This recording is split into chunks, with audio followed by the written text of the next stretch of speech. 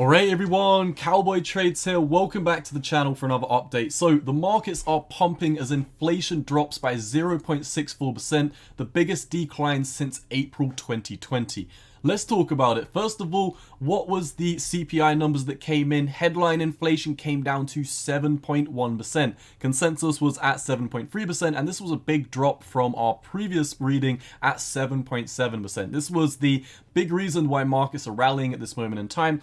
Core inflation hasn't changed by too much. It dropped from 6.3% down to 6%. Forecast was around about 6.1%. So not too much in terms of core inflation. However, headline, this is really the big number. This is why markets are moving at this moment in time. This is predominantly due to a huge decrease in energy inflation. It is now down to 13.1%. If you're a veteran of the channel, you remember the last time we looked at this, energy was just towering over everything else. So let's get into the bread and butter of this video. Has this changed anything? Is this the start of a new bull run, or is this just another retest of some of these trend lines before we get pushed back down to the downside? Well, first of all, I want to talk about a 2000.com crash similarity that I've just noticed over on the charts. Now, if you're a veteran, you know that we've been looking at this 2008 SPX fractal, and I still do believe this is tracking very well. You can see, sometimes like over here, the SPX 2008 fractal called a top, and it took another couple of weeks or so to come into play. But in general, the 2008 fractal in terms of the peaks and troughs is still beautifully flowing in my opinion, and the best course of action is the most probable course of action, which is a breakdown into Q1 of 2023, which, if you've been watching the channel, I've been saying I do believe that we bottom round about Q1 2023. I actually believe it's going to take a little bit longer to bottom now because of the most recent pump, but I'll talk more about that in another video. So like I said, let's dive into this interesting similarity I saw. Now, this is a chart that we've been looking at quite a lot on the channel. On the weekly time frame, we've been looking at the S&P 500, and we've been talking about how you've been getting rejected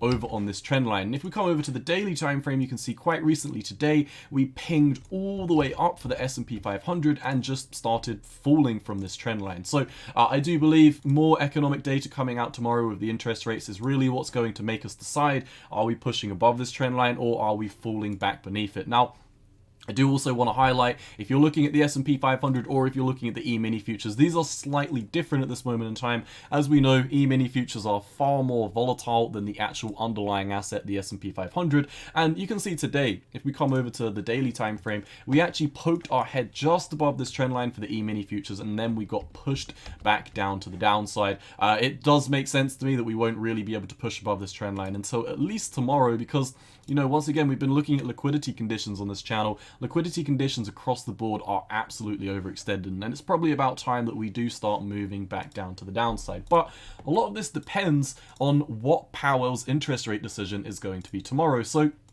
here's the similarity that I noticed. Let's say hypothetically tomorrow, Powell raises the interest rates by only 50 basis points, which is currently what is forecasted, instead of the 75 basis points that we've all been used to. Do I think that that will change anything and the markets will bottom? Absolutely not. We've been looking at this very specific chart over here, which talks about, what interest rate pivots actually mean for the market. So I'm going to wrap up the video on this. But one interesting thing to note is that, let's say hypothetically tomorrow, the Fed raises interest rates by 50 basis points instead of 75. We could see something very similar to what happened in the dot-com crash, when you kind of ran into this trend line, broke down, and then, look at this, the dates perfectly line up as well. Round about the 17th of December, pushing up until the end of December, we managed to have a fake out above this trend line, broke back down, had another fake out above the trend line. And then, of course, probably a lot of people were thinking, oh, we've broken the trend line, the bottom is in, and we started crashing down into Q1 and Q2 of the next year. So once again, coming over to our higher time frame charts and looking at what's going on right now, the markets, the S&P 500, the cryptocurrency markets, they're all sitting in an extremely pivotal moment. I'll show you the Bitcoin chart in just one second, but for the S&P 500, we're once again running into this trend line, and economic data is going to be the single factor that decides whether we push up or down. In my opinion, tomorrow, we're going to have to wait and see what the Fed says. Tomorrow, if they raise the interest rates by 75 basis points, I think we're going to come crashing all the way back down and start making new lows into Q1 of 2023. However, if the Fed raises interest rates by 50 basis points, even though this isn't bullish, the markets aren't rational. They will take this as bullish, and they will probably break up to the upside. We'll have a fake out into, a December rally into early Q1 of 2023. Then we've got to contend with things like the next FOMC meeting, the next interest rate hike. We've got to contend with earnings season, and we've got to see, how are companies going to be moving in 2023 with elevated financial conditions. And what I mean by these elevated financial conditions is this final chart that I will show you at this moment in time. We actually made an extensive video quite recently on the channel about what a Fed pivot really means, but I'm just going to show you one more time for the people who may be new to the channel. So if you don't know, if you've never studied economics, probably one of the first lessons that you'll learn is all bull markets are created from cheap money. That is very, very simple. As you can see, if we look at the interest rates, when interest rates are in accommodative monetary policy, accommodative monetary policy, accommodative monetary policy, you can see I've overlaid, perfect overlay. If you look at my cursor, you can see the green bars and the red bars are 100% overlaid in the same mannerism as the interest rates at the bottom and the S&P 500 at the top. And you can see cheap interest rates, or in other words, cheap money, the ability to borrow cheap money, the ability to raise capital very easy, the ability for equity markets to float new shares. This is what creates these boom cycles. Once again, cheap monetary policy, you have a massive run to the upside. Cheap monetary policy from 2009 all the way over to 2015, 2016. You can see this is what created a massive bull run. Coming into 2020, we all know we had the stimmy checks hit. Inflation was through the roof, but interest rates were absolutely through the floorboards. And because of this, what happened? Prices of everything went up. So in order to have rallies in markets, in order to create bull markets, in order to create any type of boom and bust cycle, you need to have a switch between, accommodative monetary policy and restrictive monetary policy. And obviously to grow, just like we talked about, you need to be in accommodative monetary policy before anything can change. And the same is on the flip side. So for example, you can see when monetary policies become really restrictive over in the 2000 dot-com crisis, you can see they were up at 6.5%. When money was very expensive to borrow, what happened? We continued to break down to the downside. Or moreover, monetary conditions were extremely restrictive and price started breaking down to the downside. Monetary policies moved up to a very restrictive area in the 2006, 2007, 2008 subprime mortgage crisis, sitting around about 5.25% interest rates, and boom, it's correlated to the top before we started rolling back down to the downside. Now, you do have to bear in mind with each of these, swings from interest rate cycles. In the year 2000, we're looking at the dot-com crisis. In the year 2008, we're looking at the subprime mortgage crisis. And, right now, we're in a completely different economic era. And, once again, cycle over cycle, when these interest rates do move, we're not in the same scenario as 2008. We're not in the same scenario as the year 2000. We are really in a whole different shitstorm in the economy right now. So, but nonetheless, the basic economic principle that you do need accommodative monetary policies to be able to create boom and bust cycles, or moreover, you need accommodative monetary policy in order to move into a bull market, is still 100% in play. We will not be able to start a new bull market when the interest rates are at 4%. And let's say, the Fed raises interest rates by 4.5% tomorrow. That is only going to move us further into more restrictive monetary policy. And this is not going to be good for the markets in the higher timeframes. Now, am I saying that if the Fed raises interest rates by 50 basis points tomorrow, we're going to immediately crash? No, I don't. Like I said at the start of the video, markets are irrational, and markets can remain irrational longer than you can remain solvent. So I would be saying,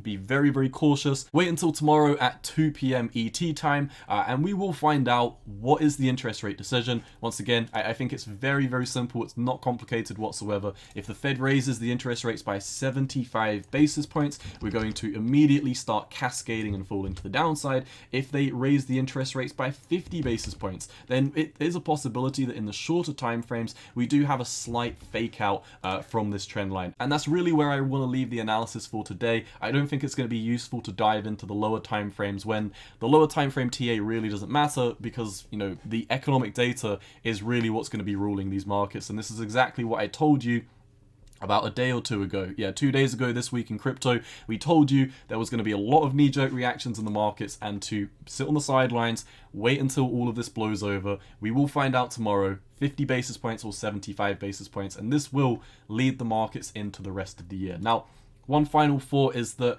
you know, while year over year inflation may be coming down, this just means that inflation at this moment in time is not as bad as it was 1 year ago. So, you know, I talked about this analogy in my previous video. Let's say hypothetically 13 months ago I raised the monetary supply by 100%. We just double the monetary supply, and then 13 months later there's no inflation. CPI goes to zero, meaning that there's no year over year inflation. However, as we know, there's been tons of inflation in the past 2 years or so. So when we are actually looking at the CPI, not on an annualized, you know, year over year index, or not looking at a month over month index, when we look at the actual consumer price index, what you can see is inflation is not really coming down too much. We're currently sitting at 297.711, which is the the second highest it's been in 5 years, 10 years, 25 years. All time. Obviously, inflation goes up over time, and you know, last month we got our absolute high reading, and this month we've barely come down by 1%. So do take that into consideration. If you do look at, you know, the 10-year time frame, you can see, let's look at the 25-year time frame actually. You can see during 2008, this was 2008 over here, the CPI actually needed to head down before the bottom was in. And you know, it's the same when you're looking at the rest of these boom and bust cycles. We are in extremely restrictive monetary policy right now, and it's going to take a while before the S&P 500 fully breaks back down and finds a bottom, because this will need to correlate to a big drop in the interest rates and moving back into this green box territory where there's accommodative monetary policy. That's all I've got for you today. And by the way, the interest rate decision happens around about 6 p.m. in my time tomorrow. And if you are a veteran of the channel, you do know that I practice kendo on Wednesday and Friday evening. So I have about an hour or so to record a video before I do head out in the evening. I will try and get a very, very quick update out for you after the interest rate decision has been made. I won't be able to do a live stream or do like an extremely long video. I will just get some quick thoughts out, and then the next day, over on Thursday, I will update you on my full thoughts. But if I don't have enough time for a video tomorrow, I'm hoping I will. Either way, I'm really going to try and get a short video out tomorrow after the interest rate decision has been made. But if I don't have time, head over to my Twitter at 618_cowboy. I will be sharing my full thoughts, and I'll also be sharing the interest rate decision as soon as it happens in the market. So sometimes, like I say, I have a busy life. I'm sometimes away from the computer. I'm not a crypto YouTuber per se who's at home every single day. I am out sometimes, and when I am out, I will post the updates that I can't post on YouTube over on my Twitter at 618_cowboy. So all I've got for you today, my friends. As always, if you do enjoy the content, make sure to let me know by leaving a like and a comment down below. Share the videos with your friends. As always, cowboy out. Peace.